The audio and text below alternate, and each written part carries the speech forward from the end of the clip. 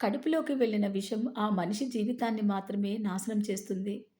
కానీ చెవిలోకి వెళ్ళిన విషం ఎన్నో బంధాలను, అనేక జీవితాలను నాశనం చేస్తుంది. అందుకే తప్పుడు మాటలు చెప్పడం ఎంత తప్పో, చెప్పుడు మాటలు వినడం కూడా అంతే తప్పు.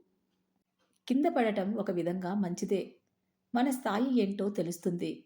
ఇంకా పైకి లేపటానికి ముందుకొచ్చే చేతులను బట్టి సొంత వారెవరో, పరాయి వారెవరో కూడా తెలుస్తుంది. కాకి ఎవరికీ ఏ కీడు చెయ్యదు.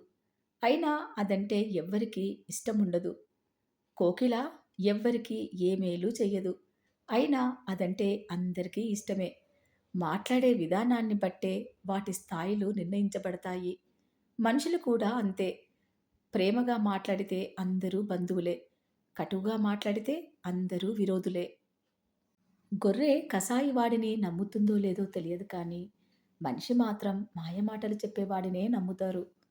మనకున్న చిరకాల శత్రువు కన్నా మన ఎదుగుదలను చూసి అసూయతో రగిలిపోయే మిత్రుడు చాలా ప్రమాదకరం. నీ జీవితంలో పరిచయమయ్యే ప్రతి ఒక్కరూ నీకు గురువులే. మంచివాళ్ళు పాఠాలు నేర్పిస్తారు. అదే చెడ్డవాళ్ళు గుణపాఠాలు నేర్పిస్తారు. నీకు ఎవరు ఏమి నేర్పించకపోయినా పర్వాలేదు. విధి నీకన్నీ నేర్పిస్తుంది. మన గురించి నలుగురు ఏమనుకుంటున్నారో అని ఆలోచించే కన్నా, మన గురించి మనం ఏం ఆలోచిస్తున్నాము అన్నదే ముఖ్యం. ఎందుకంటే మన జీవితం మనదే. మనకొచ్చే కష్టనష్టాలు మనమే భరించాలి.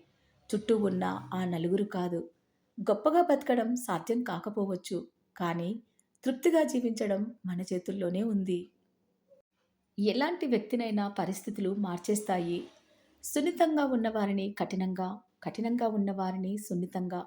కాలంతో పాటు మనిషిలో మార్పు సహజం. ఎప్పుడూ ఒకేలా ఉంటారని ఎవ్వరిని అనుకోవద్దు. ఒకరి మీద అంచనాలు పెట్టుకొని బాధపడటం కన్నా, ముందుగా నిన్ను నువ్వు నమ్ముకో. జీవితంలో నిలదొక్కుకుంటావు. గొడవ జరిగితే గాని బయటపడవు. అస్సలు ఎవరి మనసులో ఏముందో అని. చూడటానికి ఏముంది? అందరూ నవ్వుతూ పలకరించే వాళ్ళే.